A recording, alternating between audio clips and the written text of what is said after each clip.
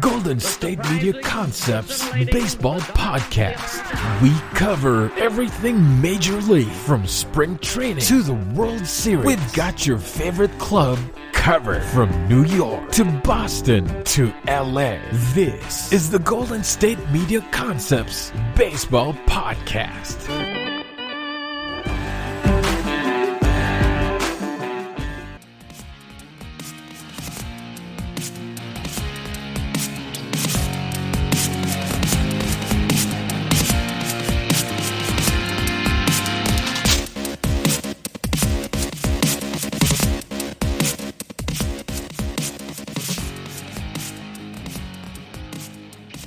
Welcome into another edition of the GSMC Baseball Podcast, brought to you by the GSMC Podcast Network. I'm your host, Kevin Mahalik. Appreciate you guys tuning in. It is Thursday, May 20th. Hopefully you've had a fantastic work week out there. It's been a beautiful week here in the Northeast. We're hitting temperatures of 85, 90 degrees here this weekend as summer is showing up, and the stadiums are getting more and more full. Capacity continues to increase across Major League Baseball here in Philadelphia. It's going to be up to about 100% in early June. So hopefully where you're at locally, they're allowing fans in the stands and you've been able to get out there and attend a baseball game. And if not, certainly do so in the near future. I mean, just hearing the crowd react to big moments in the game has brought goosebumps, right? I mean, watching the Phillies last night, big hit after big hit in the bottom of the eighth inning, the crowd roaring. It was just fun to watch again. The atmosphere continues to improve as we get closer and closer to back to normal here across the U.S. with coronavirus numbers continuing to decline. And, of course, that's a very good thing. But we got a great show lined up for you here today. Another no-hitter was thrown. We also have some injuries to get into, some unwritten rules to talk about that were broken by the White Sox against the Twins. We got Mike Trout with an injury. Also some college baseball updates. And then finally some surprises out there. Talking about individuals who are off to a great start for each squad, even if the team continues to struggle in the standings just a little bit. But thanks for tuning in. Let's jump right into it here. Spencer Turnbull threw a no-hitter for the Detroit Tigers. This was against the Seattle Mariners. And Seattle is just the fourth team in Major League history to be no-hit within a 2-week span. So the Mariners just continue to struggle offensively. They are hitting 199 as a team, and this is the latest into a season a team batting average has been below 200 since the 1968 White Sox. So, of course, I've talked to you guys recently about how all team batting averages are down, the lowest they've been since the year of the pitcher. But the Mariners especially struggling being under that 200 mark here towards the end of May. It's just fascinating to see these teams struggle as a whole. But Spencer Turnbull, again, Tuesday night, a no-hitter against the Mariners. He struck out 9 against only 2 walks. He threw a career-high 117 pitches, and 77 of those were for strikes. And this is step number 1 in dominating as a pitcher, right? You got to fill up the zone. You got to get ahead of hitters. You got to throw multiple pitches for strikes. And, of course, going 77 for 117 in the zone certainly leads to success. He induced 12 ground outs versus only 12 fly ball outs. So keeping the ball in the yard, keeping the ball on the ground. And a lot of times the defense behind you can pick you up and limit the team to no hits. So Turnbull's no-hitter was the 8th in Tigers franchise history.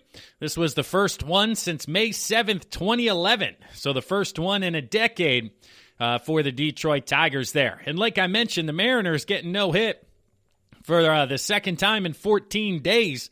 This was the first team since the 1923 Philadelphia Athletics to be no-hit at home twice within a 14-day span. So it's not like the Mariners are on a long road trip. They're dragging a little bit. They're at home for both of these no-hitters. And just an interesting stat.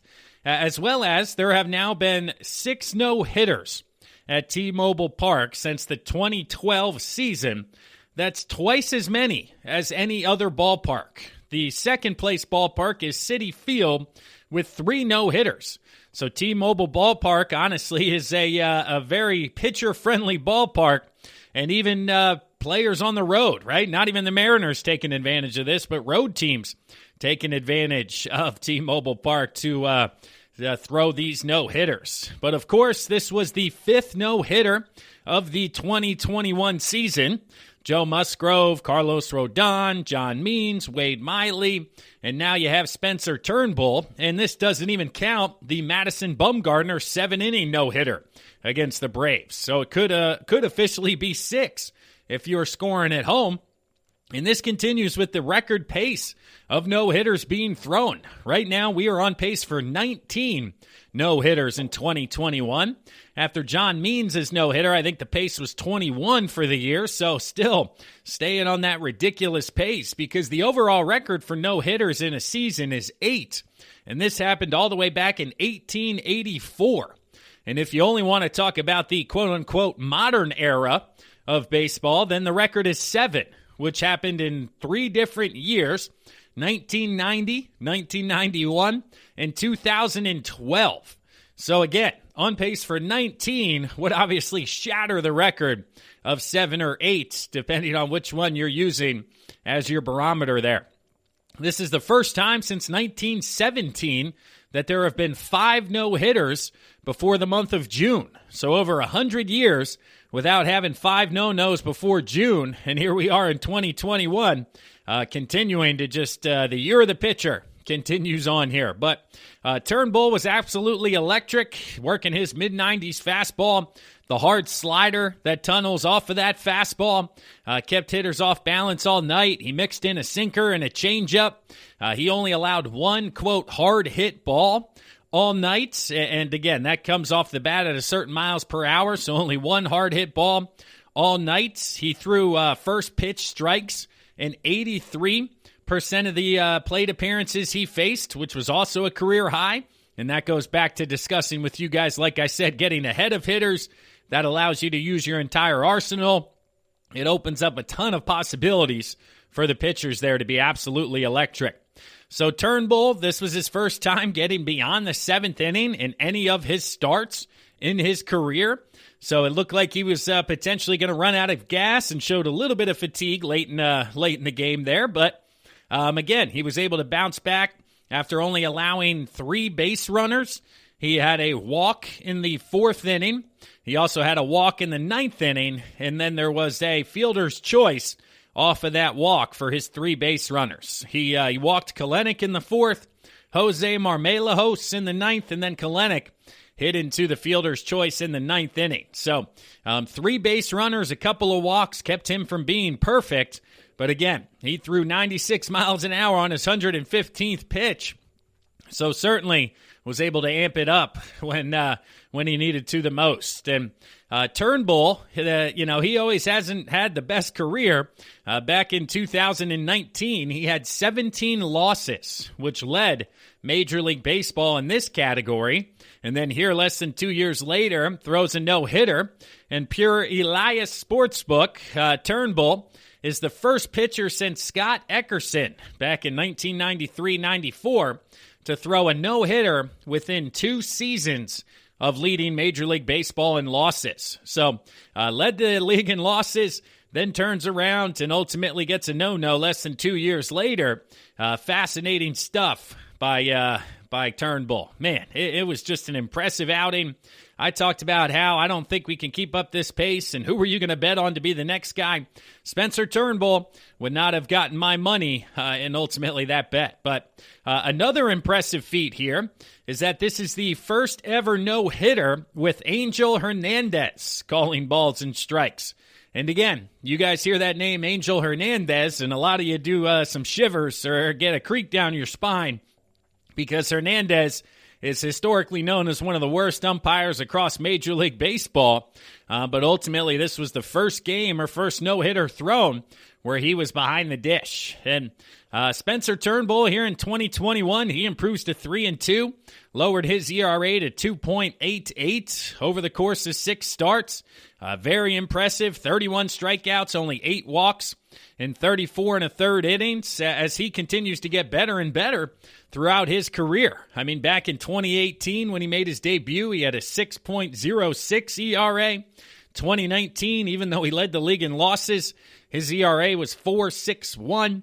Last year in 2020, all the way down to 3.97. And then, like I mentioned here in 2021, at 2.88. So he continues to improve.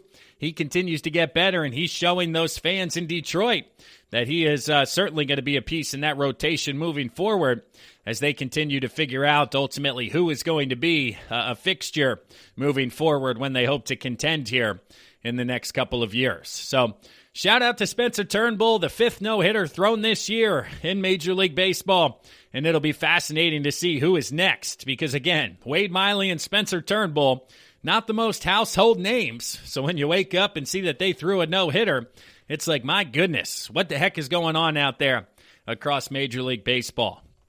But now we got to talk about the unwritten rules here to wrap up the first segment. We got to stay in the American League Central as there was a game between the Minnesota Twins and Chicago White Sox this week that ultimately put the unwritten rules back into the limelight, brought up this controversial subject, whether you're a diehard baseball fan or just a casual fan. I think that's going to affect where you land ultimately on the pedestal here, right? On the balance beam. Are you on the side of the unwritten rules? Are you on the other side of let the kids play? Because on Monday, let's see here, the Twins were trailing 15-4 when they sent first baseman Willens Astudillo, my big guy, threw in to pitch the ninth inning. He got the first two hitters. Then he threw three straight balls to the White Sox DH Yermin Mercedes, again, who's the major league leader in batting average at this point. Astudillo then floated a 47-mile-an-hour pitch, and Mercedes crushed it deep to center field for a home run. And now, did this break the unwritten rules? Well, which rule was it? Okay, it's the rule that basically says you're up huge in a game, and if the count's 3-0, you don't swing, you don't take, you don't look at extra bases. And ultimately, Mercedes did not get the take sign, took a huge hack, went deep, went downtown. And again, this is just where I think both teams look absolutely foolish in this situation, and it's embarrassing that this has become something to discuss. I mean, Tony La Russa came out, said it was a big mistake. There will be consequences that he has to endure within our family, but it won't happen again. La Russa said he heard Mercedes say something like, I play my game. No, he doesn't. He plays the game of Major League Baseball. Well, this is where I have a problem, okay? Because playing the game the right way, not embarrassing the game, he plays the game of Major League Baseball. Well, I guess I just forgot that playing the game the right way and not embarrassing the game includes having a first baseman throw pitches at 47 miles an hour. So is that playing the game the right way in Minnesota? That's the barometer of playing it the right way. A non-pitcher in the game throwing 47-mile-an-hour pitches. Oh, yeah, they're doing everything right. They're playing the game the right way. Don't swing because we're going to upset the unwritten rules of baseball. No. Minnesota's embarrassing the game of baseball by putting this guy on the mound and throwing 47 miles an hour. Now, do I have a problem with it, saving the bullpen, all of that stuff? No, I don't. But by no means is Minnesota playing this game the right way, and the White Sox embarrassed them by swinging at a pitch 3-0. No, if you're going to throw a guy out there who's not a pitcher, and he's just going to be lollipopping balls into the strike zone at 47, swing away, dude. Do your thing. And just stop embarrassing yourself, Tony La Russa. Stop embarrassing yourself, Minnesota Twins, who were incensed by the swing, and they were so upset with Mercedes. And, of course, they went to throw at him on Wednesday. Top of the seventh inning, down 2 runs, threw behind the guy. The pitcher gets ejected. And you look foolish there as well. Oh, you're upset at the guy because he swung at a 47-mile-an-hour fastball and just happened to hit it to the moon. Well, you know what, Twins? Don't play so bad that you're down 11 runs to the point where you need to put in a position player and embarrass your organization that you are not competitive enough that night to even use a pitcher to do his job. You have a backup first baseman going in there to pitch, and you're mad at the other team that they're swinging up 3-0 in the count. You know what? Look in the mirror. Get it done. Get better. Be in an actual baseball game at this point, and nothing happens. Just a little bit of accountability from Minnesota's side of things, okay? Oh, we're upset. He shouldn't have done that. He shouldn't have done this. Well, you know what? You shouldn't be down 11 runs to allow this to happen. Be a better baseball team. Be a better baseball player. And none of this happens. You know what? You don't want him to swing 3-0? Don't have a guy on the mound who's throwing lollipops at 50 miles an hour to get 3-0. Have an actual pitcher in the game who can throw strikes, and it's actually competitive enough to have a pitcher in the ball game. And if you're the White Sox and you're Mercedes, keep swinging the bat, son. I don't care what Tony La Russa says. I don't care what anybody else says. If you're in there seeing 47-mile-an-hour lollipops, hit those balls over the fence.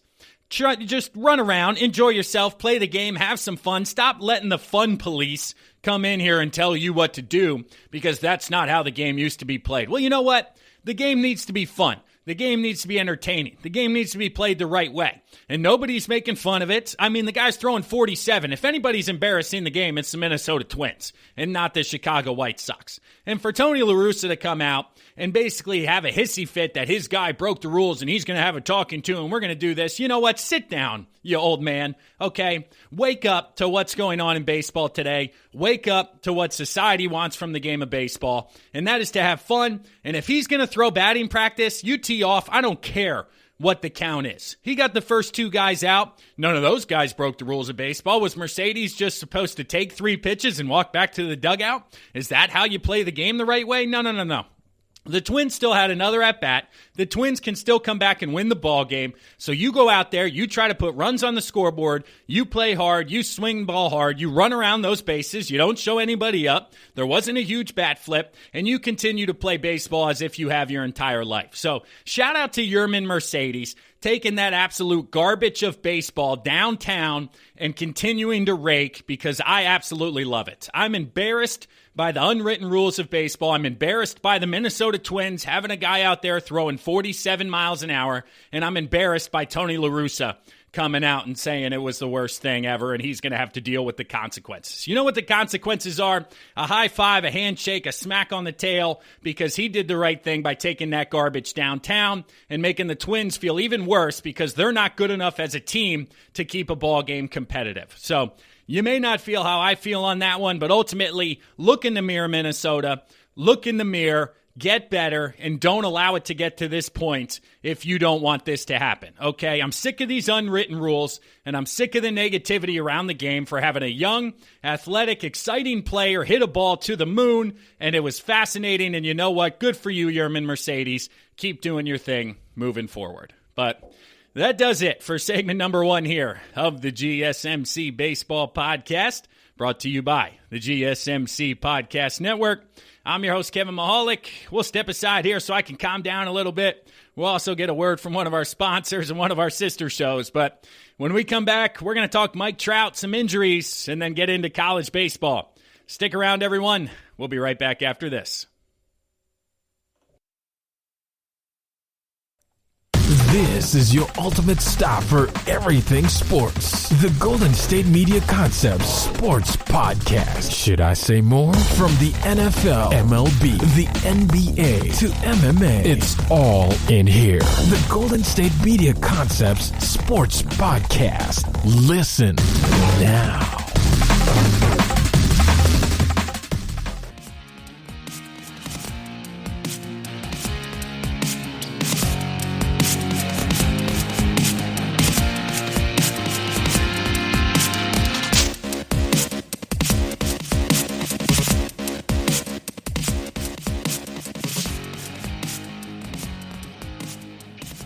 Again, and thanks for listening to the GSMC Baseball Podcast, brought to you by the GSMC Podcast Network. I'm your host, Kevin Mahalik. Appreciate you guys tuning in. If you haven't done so yet, check us out on social media. Head over to Facebook. Check out the GSMC Baseball Podcast.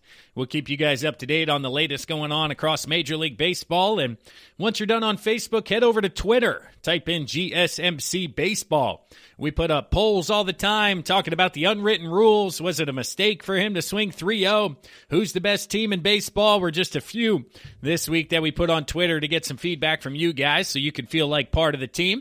And also, check us out on LinkedIn, GSMC Baseball, as well as the GSMC Podcast Network. The network itself will continue to help you guys expand your horizons outside of baseball and keep you up to date with everything going on across the world. And obviously, there's a ton going on right now. Aliens are out there.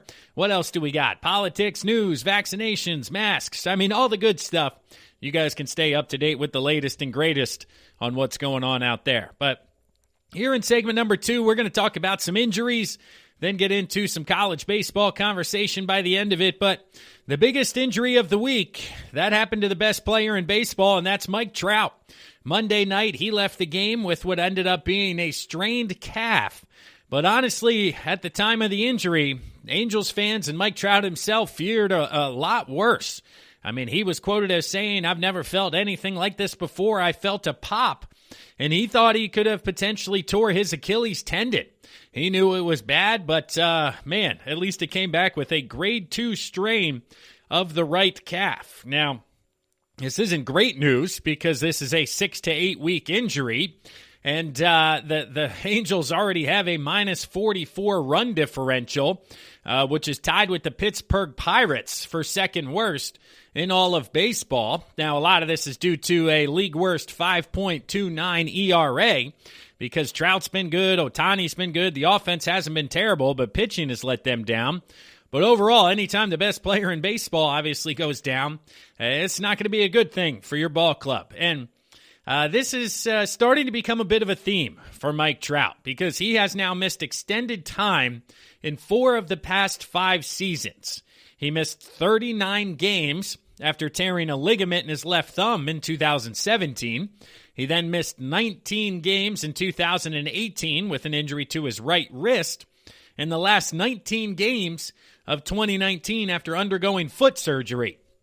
So he was able to stay healthy in the shortened season there in 2020, but now here in 2021, he'll miss anywhere between 40 and 50 games, hoping to come back just after the All-Star break. So what does this mean for Trout's career long term? And this is kind of a fascinating conversation, but when you look at time missed, again, due to injuries and then the shortened season, there's a ton of time here, right? So early in his career through 2012 through 2016, he had 0 long-term injuries, and he only missed 2% of possible games. Now, 2017 through 2021, 4 long-term injuries and 24% of games missed that year. And what does this mean when you're looking at career home runs and career WAR or wins above replacement? I mean, just kind of doing some math, in 2017, Trout had 33 home runs, but missed 46 games due to injury. So if you kind of prorate those tallies by game, that's an additional 13 home runs and 2.8 WAR that he missed out on that year. So if you look at those years and kind of do the same for the rest of his injuries, you also look at 102 games he missed due to the pandemic-shortened season. This starts to become a very, very long list of home runs and WAR, right? A big number of what he potentially lost over the past couple of years. So looking at his actual totals right now, he has 310 home runs and a WAR of 76.2 currently to this point in his career. Now, how much did he lose during the 2020 season? Again, just looking at math, how much he's hit, how many games, 102 games. He missed approximately 33 home runs last year and 3.5 of WAR. And now looking at the injuries over those other 4 years, he's missed out or lost 30 home runs to injury and 6.2 WAR. So his actual total is 310 or 76.2, but his total sum, if he stayed healthy and they played the full amount of games, would be 373 home runs and 85.9 when it comes to wins above replacement. Now, how does this translate to career home runs through the age 29 season? Well, if you look at those particular standings, Mike Trout right now is currently 14th all-time with 310. But if you look at that number of 373, where he could be, he would be 5th on the list and only 1 behind Mickey Mantle for 4th and 6 behind Jimmy Fox for 3rd and potentially within striking distance of Ken Griffey Jr.'s 398 for 2nd. Alex Rodriguez has the most at 429 through his age 29 season, but being from 14th place up to potentially 3rd, that's a huge jump in the argument for best player all time when it comes to Major League Baseball. And again, when you're looking at WAR, the most career WAR through the age 29 season, Mike Trout is currently 5th on this list at 76.2. But again, if he was at 85.9, which is where he could potentially be, that would put him at 3rd place all time and 0.2 behind Roger Hornsby and 0.5 behind Ty Cobb. So he could very easily, after this year, have been number 1 in highest WAR through the age 29 season. So number 1 all-time in WAR, potentially 3rd all-time in home runs through the age 29 season. And again, you're having the conversation of, is this guy the best player of all time? Now, people are still having that conversation, but he is starting to get beat up more and more here as his career continues on. So I'm not saying, again, into the future this could be a thing, but it's just something to monitor. And for a guy who just signed a huge long-term contract to start showing even the slightest crack in the armor, right, the slightest decline in potential issues for the future, I'm just worried that, man, maybe he isn't going to be worth all that cash because he'll continue to get beat up and that body's going to break down. So it'll be interesting to see if he makes any huge changes or what he does moving forward to try to stay healthy here. As, again, the last 4 years that have been full seasons, he's missed at least a little bit of time due to injury. Another injury that took place that was a scary moment, the New York Mets' Kevin Pillar took a fastball to the face, which ultimately left him bloodied and pretty beat up. Again, it was a mid-90s fastball from Atlanta Braves reliever Jacob Webb that caught Pillar literally in the face, in the nose, in the cheek, as he was unable to turn out of the way and have it hit the back of his helmet. But thankfully, it looks like Pillar is going to be okay. He went to the hospital. He underwent a CT scan. He's going to do a bit more testing throughout the rest of the week, but ultimately, he seems fine. He came out and said he's feeling good. It was a scary moment. He's feeling fine, but it could have been a lot worse, and that's for dang sure. I mean, breaking a cheekbone, orbital bone, you got eyesight going on up there, but ultimately, it looks like he was able to evade serious long-term injury. And this is just going to be a matter of a couple of weeks until he gets healthy, the swelling reduces, and he's able to get back onto the field. But certainly a scary moment, even watching that replay. Not a fun to watch, you know, when he turns and you see blood coming out and you see what he looked like afterwards. But thankfully, it looks like Pillar avoided long-term injury, and he's going to be okay. But scary, scary moment ultimately there for the New York Mets. Continuing around the league with some injuries, some updates here. Anthony Rizzo left Tuesday night's game against the Nationals due to some lower back tightness. Looks like Rizzo's going to be day-to-day here moving forward. Tweaked his back while running out of the batter's box on a ground ball here moving forward. Gary Sanchez had to leave Tuesday's game for the Yankees with cramping in his left hamstring. Got to get him some pickle juice there. Stay hydrated up in New York, Gary. Giancarlo Stanton was put on the 10-day injured list on Monday with a left quad strain. This was retroactive back to Friday, and they're hopeful that Stanton will not miss extended time. But ultimately, just another tough break for New York with Sanchez and Stanton being out of the middle of that lineup, and the Yankees just can't ever seem to stay healthy for an extended period of time. Taijuan Walker for the New York Mets left his start early with left side tightness on Monday night. His MRI came back clean, so it looks like nothing of long-term concern there for the Mets, but ultimately tough to see him leave. Let's see here. For the Blue Jays, George Springer, he's taking batting practice with the team. He's not yet running at full speed, but he is currently jogging, which means he'll be back relatively soon. Kevin Kiermaier for the Rays. He went through a full workout before Tuesday's game. He's eligible to become off the injured list on Wednesday night, and we'll see if he'll be available in the near future for the Tampa Bay Rays. For the Cardinals, they got a long list of injuries. Jordan Hicks, right elbow inflammation.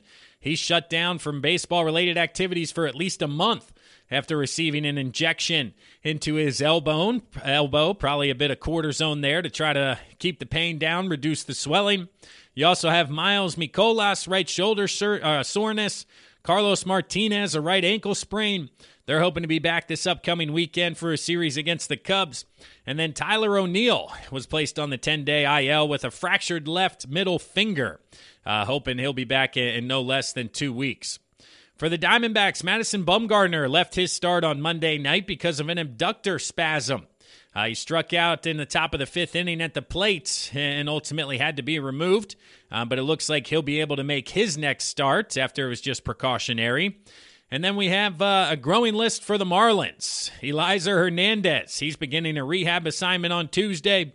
Jorge Aflalo will resume hitting and throwing on Wednesday. Sterling Marte is now hitting off a machine. Sixto Sanchez is progressing well and playing catch from 120 feet as they have multiple guys currently out with an injury. Michael Pineda was scratched from his start Tuesday for the Twins. He had a procedure to remove an abscess from his inner thigh area. He's expected to begin throwing here in the next couple of days and should be good to go before too long moving forward. Danny Duffy for the Royals was put on the 10-day injured list on Monday with a left forearm flexor strain. This move was retroactive to Friday, but he's been Kansas City's best starter with a 1.94 ERA over 7 starts, so a tough break ultimately for the Royals. Then for the White Sox, Jose Abreu, he's going to miss the series with the Twins due to left ankle inflammation. He, of course, collided with Royals' Hunter Dozier and is ultimately missing some time due to rolling an ankle and being banged up there just a little bit. Max Fried for the Braves. On Monday night, he left the game with cramping in his left hand. The Braves are hoping it was just dehydration, and they're not too concerned about what's going on there. And then Marco Gonzalez for the Mariners. He took a nice step coming back from his rehab as he was able to throw off the mound Monday for the first time. He's still a few weeks out from pitching in a live game, but ultimately should be back on the roster here in the relatively near future. But that's it for injuries. Let's talk now briefly here about NCAA baseball. The Division I Baseball Committee announced the potential championship host sites. Now, normally they announce 16 teams that will host regionals here in the first round, and regionals consist of 4 teams playing a double elimination style of tournament until ultimately there is a winner, and then they go on to an 8-team super regional, which is best 2 out of 3 for those 16 teams, or an 8-site super regional, those 16 teams, and then the winner of those are the 8 teams that ultimately make it to Omaha. But the Division I Baseball Committee released a potential 20 different sites just due to coronavirus and having some potential flexibility and some gray area moving forward. So who are these potential sites? Let's list them here in alphabetical order. We have Arizona, followed by Arkansas. Charlotte, that's a surprise. Charlotte, we mentioned, is in the top 25, and that would be an interesting site to host a regional. You have East Carolina, who's also hosted in the past and is a top program once again this year. The Florida Gators, they've been known to host typically in the past. Gonzaga, that would be an interesting regional out there all the way in the WCC out for Gonzaga. You have Louisiana Tech. Some of these names, not your standard top 16 teams, so it certainly would be interesting if Charlotte, East Carolina, and Louisiana Tech all got to host. Back to the SEC, Mississippi State is on the top of the list. Notre Dame from the ACC. Ole Miss from the SEC. That's a bit more like it. You have the Oregon Ducks out of the Pac-12 and the Pitt Panthers out of the ACC. But Pitt was swept this past weekend by NC State, so it certainly looks like their bid, and they got removed from the top 25. They fell out of the rankings, so they could be potentially one of the 4 on the outside looking in. South Carolina Gamecocks, Southern Mississippi. Big fan of Southern Miss. Played down there, like I mentioned. A ton of fun. That would be a great atmosphere for a regional. You have the Stanford Cardinal, the TCU Horned Frogs, Tennessee Volunteers, Texas Longhorns, Texas Tech Red Raiders, and the Vanderbilt Commodores. Vanderbilt wrapping it up. Certainly looks like they're going to be one of the host sites. So Arizona, Arkansas, Charlotte, East Carolina, Florida, Gonzaga, Louisiana Tech, Mississippi State, Notre Dame, Ole Miss, Oregon, Pittsburgh, South Carolina, Southern Mississippi, Stanford, TCU, Tennessee, Texas, Texas Tech, and Vanderbilt are the 20 teams that we will find out at the end of the month here, which 16 will ultimately be hosting regionals. So if you're a fan of one of those programs, it could be a good time to get out there and watch some college baseball, potentially hosting a regional. Always a ton of fun to watch postseason baseball. But that'll do it here for segment number 2 of the GSMC Baseball Podcast, brought to you by the GSMC Podcast Network. I'm your host, Kevin Mahalik. Appreciate you guys tuning in. Let's step aside here now for a word from one of our sponsors and one of our sister shows. But when we come back, we're going to talk about some surprises across Major League Baseball. Who stood out for your team so far? Stick around. Find out right after this. Tired of searching the vast jungle of podcasts? Now listen close and hear this out. There's a podcast network that covers just about everything that you've been searching. Hey! The Golden State Media Concepts Podcast Network is here. Nothing less than a podcast bliss with endless hours of podcast coverage. From news, sports, music, fashion, cooking, entertainment, fantasy, football, and so much more. So stop lurking around and go straight out to the Golden State Media Concepts Podcast Network. Guaranteed to fill that podcast itch. Whatever it may be. Visit us at www.gsmcpodcast.com. Follow us on Facebook and Twitter, and download us on iTunes, SoundCloud, and Google Play.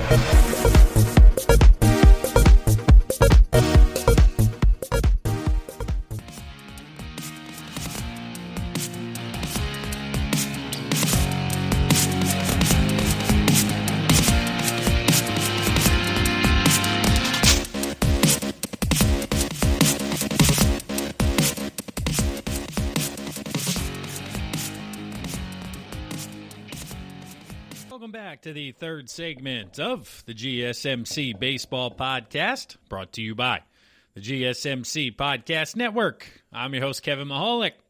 Please rate and review the podcast wherever you guys are listening, whether it's Apple Podcasts, Spotify, Stitcher, Google Play, YouTube, whatever platform you're catching this episode on. Please take a moment, like, subscribe, rate, and review. That continues to help us grow wherever you're listening to this. If it's Apple Podcasts, hit that star all the way on the right. When you scroll down, that'll leave us a 5-star rating and help us to continue to climb into those charts and up the top news and noteworthy opportunities there as well. And if you haven't checked out the other podcasts within the podcast network, check them out now. Wherever that search icon is, hit that magnifying glass, type in GSMC, and you'll find upwards of 20 to 25 different podcasts available. So whatever you're into besides baseball, whether it's other sports, the NBA playoffs getting underway, the NHL, football just released their schedule, fantasy football, and if it's outside of the sports world, books, movies, podcasts, weird news, whatever it is, there's a podcast available for you guys. So type in GSMC, and that'll take you to a bunch of different podcasts that are quality content for you guys to listen to here on a daily basis. But jumping into segment number 3, wanted to talk about some individual performances before we get into surprises for each team out there to wrap up the segment as well as today's episode. Starting out with Shohei Ohtani. I mean, Ohtani just continues to impress across Major League Baseball and is even starting to get some publicity outside of baseball. I mean, the guy is throwing 100 miles an hour. He's also leading the major leagues in home runs with 14. I mean, on Monday night, he hit a home run on a pitch that was 4.19 feet off the ground. So it was elevated out of the strike zone, and it was the highest pitch hit for a home run by an Angels player. ever since pitch tracking began back in 2008. So he was able to keep his hands on top of the baseball and launch one out for his 13th home run of the year. And then just after that, in his most recent appearance, he struck out 10 batters over 7 innings of one-run ball against the Astros. And when he was removed from pitching, they didn't take him out of the game. They left his bat in the lineup and moved him to right field. So he's doing a little bit of everything, playing right field, DHing, pitching, all of the above. And it continues to be super impressive. He's got a 2.10 ERA, a 36.4% strikeout rate, heading into taking the mound here Wednesday night against the Cleveland Indians. And like I said, stars in other sports are starting to take notice. J.J. Watt, the 3-time Defensive Player of the Year in the National Football League, tweeted out, "It feels like a lot of people are talking about Shohei Ohtani, but still nowhere near enough people are talking about Shohei Ohtani. What he's doing in baseball is insane." And a couple of mind-blowing emojis after that. There was also Brooklyn Nets guard Kevin Durant, who tweeted out, "Different breed. I'm trading for him now in MLB The Show." Just knowing that he's doing a little bit of everything. And other players, managers within baseball certainly taking notice. Red Sox closer Matt Barnes, who Ohtani hit a go-ahead 2-run home run off in the 9th inning, said, "I personally think he's the most physically gifted baseball player that we've ever seen. I don't know that you're ever going to see somebody who can throw 101 and hit a ball about 600 feet. He's obviously a special player." It's just fun to watch, man. I mean, the guy is absolutely raking. Angels first baseman / outfielder Jared Walsh, who was a two-way guy at the University of Georgia, said, quote, "I don't think people realize how special Ohtani is. Once you see him in person, the ball comes off the bat like nobody else I've ever seen." And Angels manager Joe Madden said Shohei's home run was absolutely the biggest jolt. Talk about an elevated fastball. He has really good arm speed, and it was 94 miles an hour, so Ohtani is so smart, and I just keep watching. He's pretty interesting to watch. And Terry Francona had some great things to say, and a bunch of guys who are former Major League players, like CC Sabathia, talked about back in April how he thinks Ohtani, if he stays healthy, could win the MVP award, and he doubled down on that just the other day, saying or tweeting out, "I said what I said about Ohtani," and shrug motion. And Andrew Jones, a former Major League outfielder now playing over in Japan, tweeted out, "Ohtani is flat out impressive. Like, wow, I am in awe." So if you haven't been watching LA Angels games, you may want to tune in strictly just to watch Ohtani, because, man, has this guy been super impressive through the first 6 weeks or so of the Major League Baseball season. Another guy who is bouncing back this year is Max Scherzer. Obviously, he's been one of the top pitchers in all of baseball for the past handful of years, but last year had himself a down year. He didn't finish in the top 5 for the league's Cy Young for the first time since 2013, and actually he didn't receive a single vote. His ERA was the highest since 2012. His walk rate was the highest in the decade. His whip was a career high. His expected ERA was extremely high, but now at the age of 36, he is beginning to bounce back and has been absolutely fantastic through 8 starts this season. He's got a 2.10 ERA, a .76 whip, 68 strikeouts to only 8 walks, and this has put him firmly into the trade conversation if the Nationals continue to fade and are not in the race here in the National League East. But what has made Scherzer one of the best pitchers in baseball again? He's improved his four-seam location from a year ago. His average four-seam velocity is 93.9, which is just about Major League average of 93.6, and yet his four-seamer has been dominant. Hitters are only hitting 156 with 28 strikeouts and 77 at-bats against the four-seamer. His whiff rate on four-seamers is 34.3%, which is good for third across Major League Baseball, only behind Jacob deGrom and Lance Lynn. And again, location has been the biggest helper when it comes to this success. if you look at some of his heat maps, he's been able to locate his four-seamer at the top of the zone, which unlike last year, he was basically right down the middle, middle plate, middle height, and now he's locating it at the top of the zone, and with a high spin rate, it's allowed one of the highest chase rates across Major League Baseball. He's also improved his changeup. His changeup has regained its dominance against left-handed hitters. Last year, he really struggled with his changeup. The opposing teams hit .362 in 2020, but this year they are only hitting .087. They are 2 for 23 with putting balls in play against his changeup. So against lefties, using that high fastball and then utilizing that changeup, and then against right-handed hitters, he is missing bats with basically all of his other pitches. Again, a 35.9 whiff rate is his personal best since StatCast started tracking that back in 2015. That's just a tad higher than 2019 when he was at 33.8%. On pitches in the zone, his whiff rate is also 28.8, so he is getting a ton of swing and misses in the zone when it comes to strikes. And most pitch types with 30+% whiff range, Max Scherzer has 4 of them. That's the top of the list. He has a four-seamer, a cutter, a changeup, and a slider, all producing a 30+% whiff rate. Next on the list is Garrett Cole and Lance McCullers Jr. with 3 apiece. So he is getting swing and a miss with everything. He's able to locate his fastball, utilizing his changeup against left-handed hitters, and that's made him, once again, potentially the biggest trade piece. Him and Chris Bryant, Trevor Story as well, are probably the 3 biggest names here as we get closer to July 31st.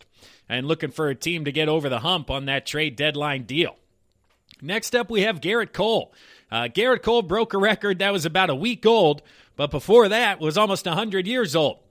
He claimed the record in Monday's start, getting his 61st strikeout consecutively in between walking a batter. That was 1893 until the gentleman from Milwaukee did it about a week ago.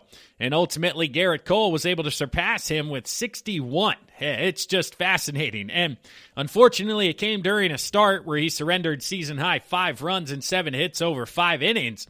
So it kind of got buried in his post-game press conference. Didn't really want to talk about it. But ultimately, being in the zone, not walking hitters, 61 strikeouts just goes to record-setting stuff that Garrett Cole has been able to perform this past year. So he passed Corbin Burns, who set the record last Thursday with 58 before allowing a walk, and Cole was able to up that to 61. So 2 pitchers continuing to dominate in the zone with multiple pitches, 4-seamers at the top, working and tunneling the off-speed off of that, not walking anybody, being in the zone.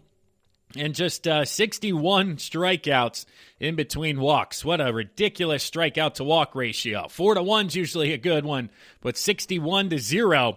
I mean, man, just do the math there, and ultimately it's fascinating. But at this point, I wanted to start to get into each team's most pleasant surprise so far here in 2021. Whether it's a unit or a pitcher themselves, a player, whoever it is, I wanted to talk about some of the positives that are going on across Major League Baseball here. Starting out with the American League East and the Toronto Blue Jays. It's got to be this bullpen. I mean, the Blue Jays lost Kirby Yates for the season. They've already had Merriweather, Dolis, and Romano miss time. David Phelps and Chatwood have also been out, and that's pretty much every high-leverage reliever on the roster. And yet somehow they've had success. I mean, Tim Maiza, Ryan Barucci have been some hidden gems. Anthony Castro has been fantastic. The bullpen has just been locked down in the later innings. They have one of the lowest late-game ERAs in baseball. And with an offense that's as talented as the Blue Jays and scoring as many runs as the Blue Jays are, this has put them right there at the top of the American League East. I mean, if this bullpen continues to hold up, that rotation will continue to get healthy and improve. And with that offense, the Blue Jays could be a team to mess with when it comes to the postseason. For the Baltimore Orioles, it's got to be John Means. I mean, Cedric Mullins has been fantastic on the position player side of things, but Means is one of the best top starters in the American League in only his third Major League Baseball season. He's got a 1.21 ERA through 8 starts. Of course, threw a no-hitter, which nobody saw coming. The first complete game no-no for the Orioles since 1969. So it'll be interesting to see if he'll be able to keep this up throughout the course of the summer, or if this is, Means will come back to earth here, back to the median. But nobody saw this coming with John Means here early on in the 2021 season.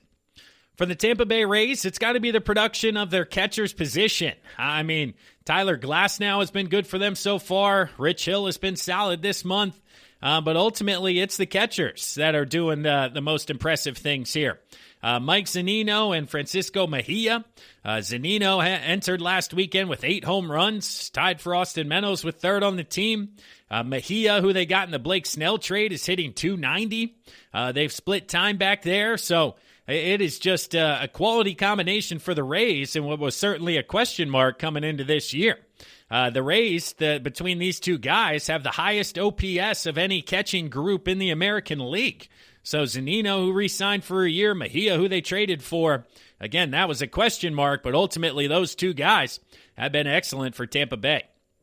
For the Boston Red Sox, it's got to be Matt Barnes. I mean, this guy has been excellent. Yes, he did blow a save to the Angels as Ohtani took him deep the other day, but Barnes has certainly been getting the job done whenever Alex Cora has called on him. They named him the closer after spring training. Ottavino and him were battling, but Barnes now 9 for 10 in save opportunities. He's got a pretty ridiculous 11.6 strikeout to walk ratio, striking out 35 and only walking 3 in just over 20 innings. Opposing hitters have a 1.18 or a 118 batting average against Barnes, only allowing the 1 home run to Ohtani this year. He's been a quality setup man in the past, but has never been in the zone enough to have huge success. But this year in Boston, he's had excellent control with his fastball and really tunneling the breaking ball off of that. So that's why he's had a ton of success so far this year. For the New York Yankees, it's the starting rotation. I mean, Kluber, Italian, Domingo Germain, they all combined to get 1 inning completed last year. So basically behind Garrett Cole, it was nothing but question marks for New York.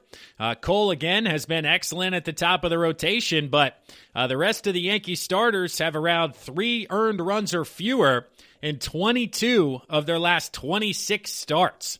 They have a 3.07 ERA and 168 strikeouts after that span. And they've also allowed 2 earned runs or fewer in 13 of 19 starts since April 26th. So over the past month, again, they've got nothing but quality starts out of their rotation, and that's what's helped them turn it around from having the worst record in the American League that we talked about a few weeks ago to now being atop the American League East and certainly looking like the team everybody thought they would be when it came to the start of the 2021 season. But we'll step aside here now. We're going to continue to run through the rest of Major League Baseball and ultimately who's been surprising us for the first month and a half of the season. But let's step aside here one last time for a word from one of our sponsors and one of our sister shows. And when we come back, we're going to wrap things up, starting with the American League Central. Find out who's been surprising on your team right after this.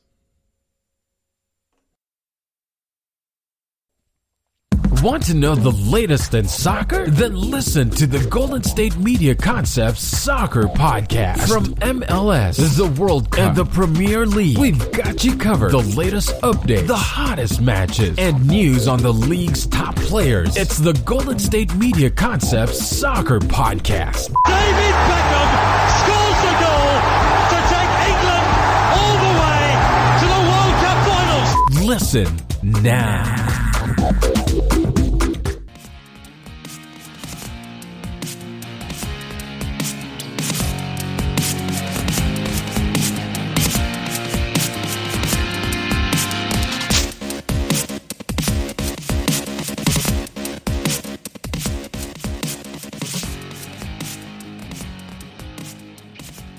Welcome back to the fourth and final segment of the GSMC Baseball Podcast, brought to you by the GSMC Podcast Network.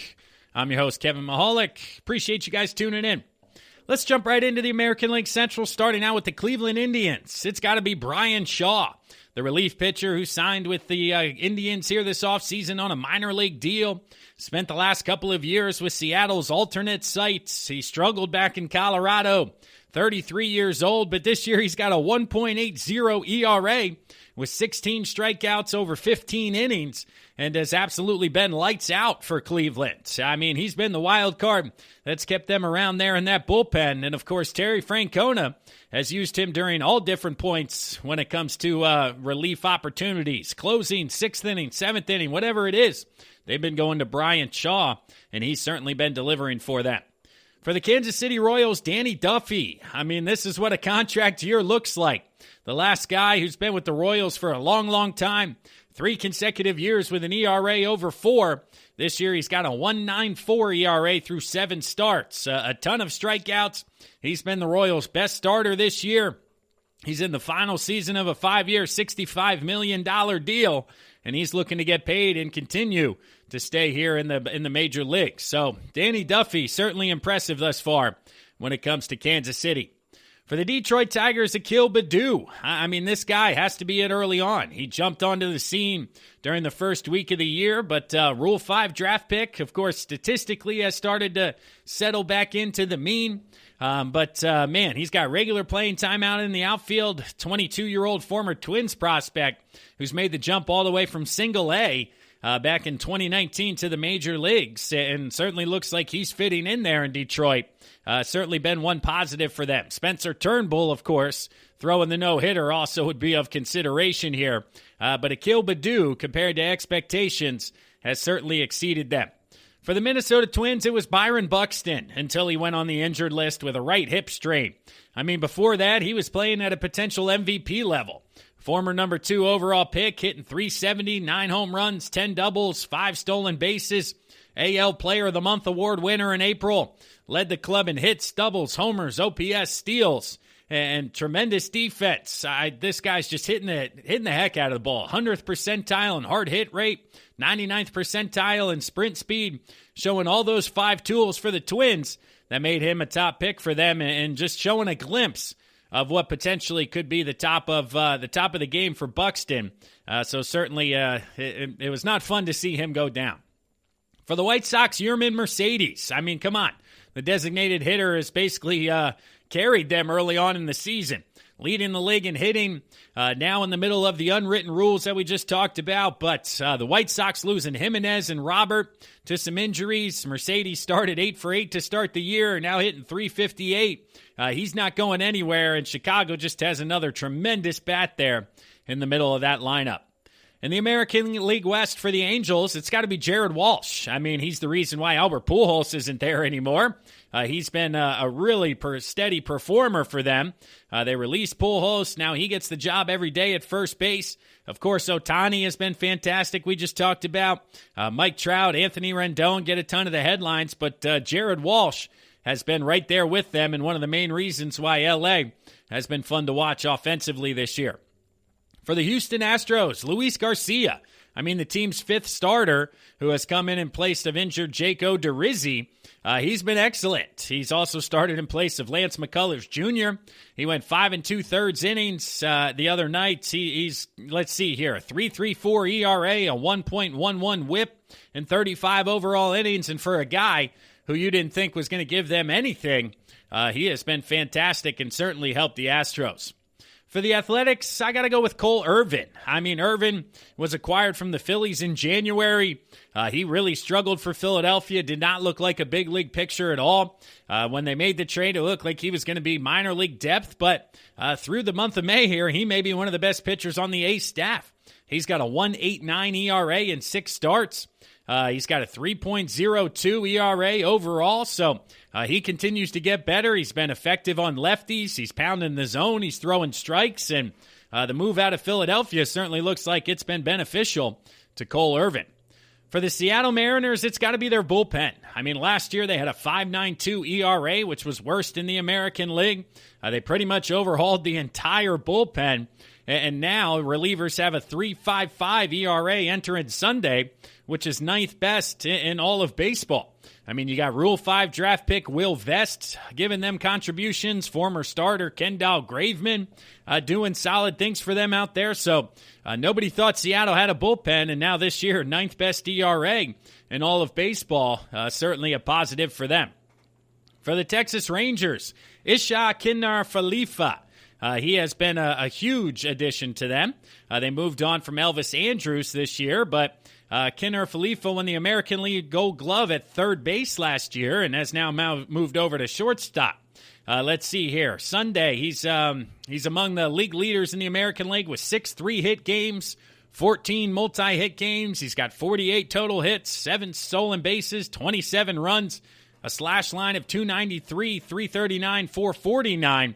And again, been very good at shortstop, ranking first in defensive runs saved. So a guy moving from third to shortstop is not easy, but he's been fantastic down there for Texas and what's been a struggle for them across this season. Now moving to the National Leagues, the Braves, Huascar Ynoa. I mean, this guy, he's been a surprise, but he's going to miss time now due to an injury. This is one we should have talked about last segment, but injured his right hand after punching the wall or the bench in the dugout. So he's going to be out for about a month, and that's just a shame because he's been their best guy in the rotation and one of their biggest surprises. People thought he was going to be in the bullpen, but because he's only a 2-pitch pitcher, but those 2 pitches have been so filthy that he has found himself at the top of the rotation. And man, losing him, if you're a Braves fan, that's a tough pill to swallow the way it went down just out of frustration and punching in the dugouts. You always got to know you got to punch and throw things with your non-throwing arm. If you're throwing a glove or some batting gloves, throw it lefty. If you're right-handed, that way if you tear something or hurt your shoulder, you're not going to be out for extended periods of time. For the Marlins, it's Yimi Garcia.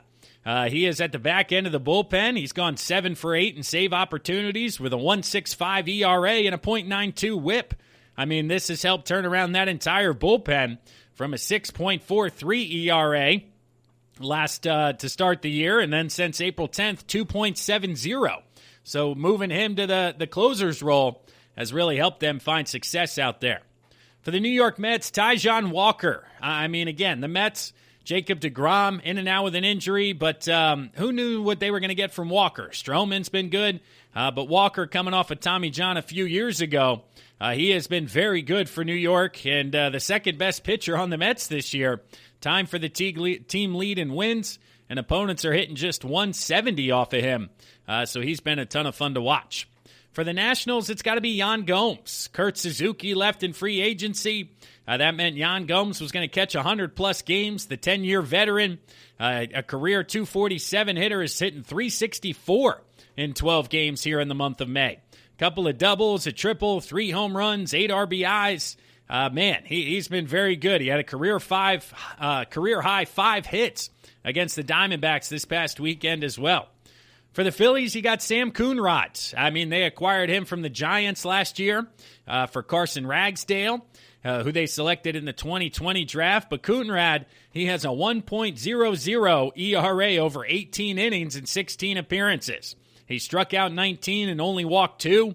I mean, his strikeout to walk ratio is definitely the reason, right? His walk rate plummeted from 13.2 to 2.9 this season over the past couple of years, and his strikeout rate has jumped from 17.5 up to 27.5.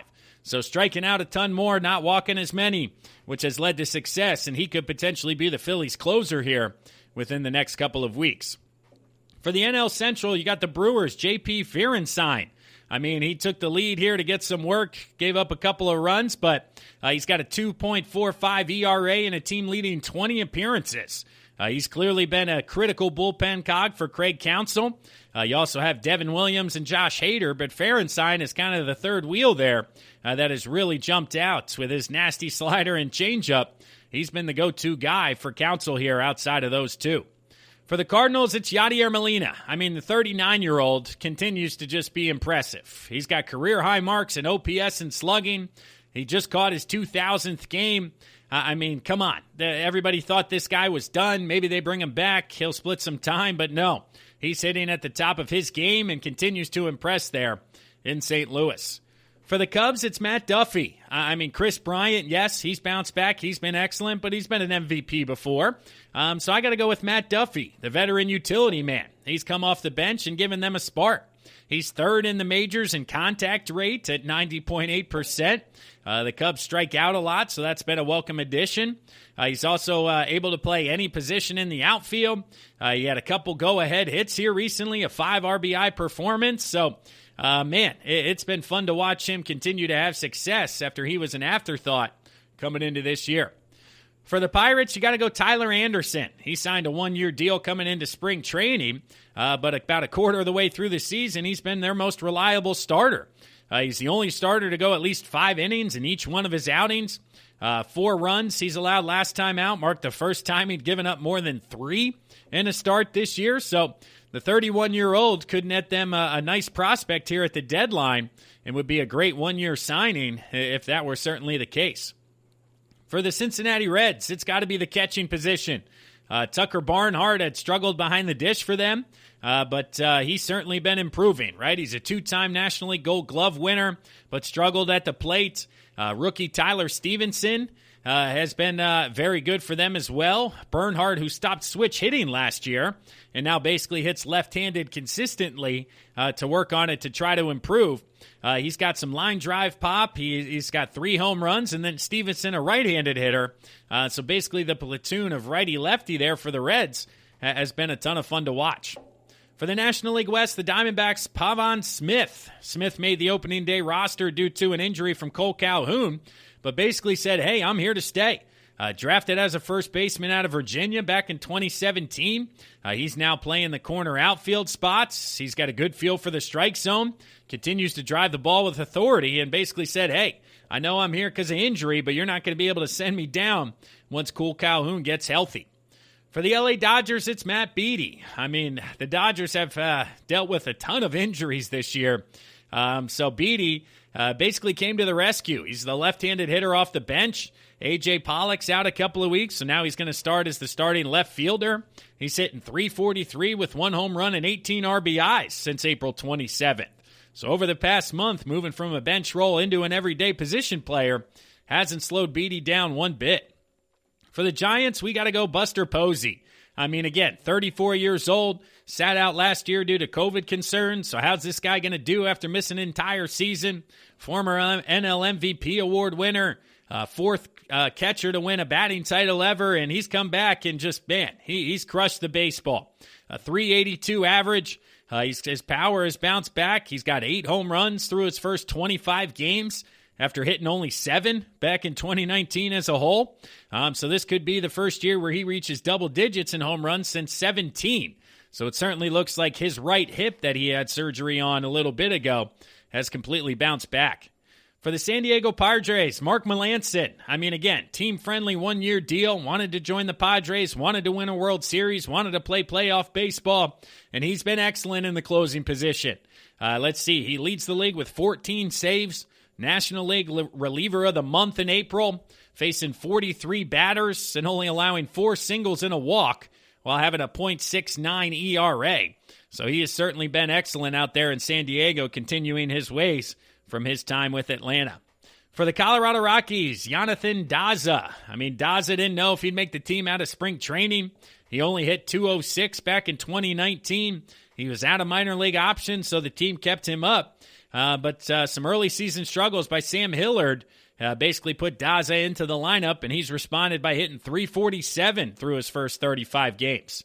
He's always been considered an above-average fielder, but his bat really lagged behind.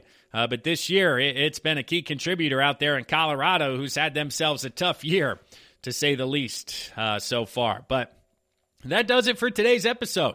Hopefully you guys enjoyed today's episode. Like I said, we talked about the no-hitter by Spencer Turnbull, the 5th one already this year, 6 if you're including Madison Bumgarner. The record for a year is 7 or 8, depending on how far back in history you want to go.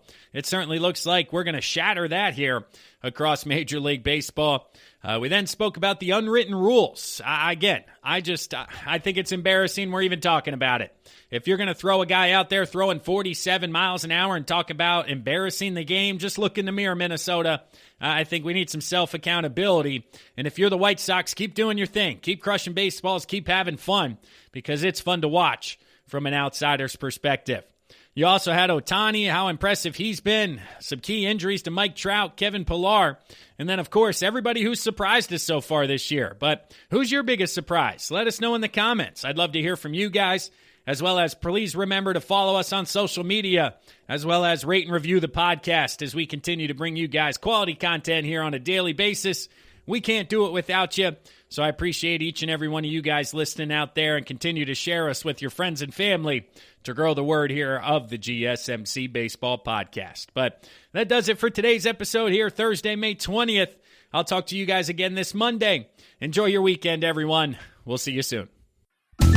You've been listening to the Golden State Media Concepts Baseball Podcast, part of the Golden State Media Concepts Podcast Network. You can find this show and others like it at www.gsmcpodcast.com. Download our podcast on iTunes, Stitcher, SoundCloud, and Google Play. Just type in GSMC to find all the shows from the Golden State Media Concepts Podcast Network, from movies to music, from sports to entertainment, and even weird news. You can also follow us on Twitter and on Facebook. Thank you, and we hope you have enjoyed today's program.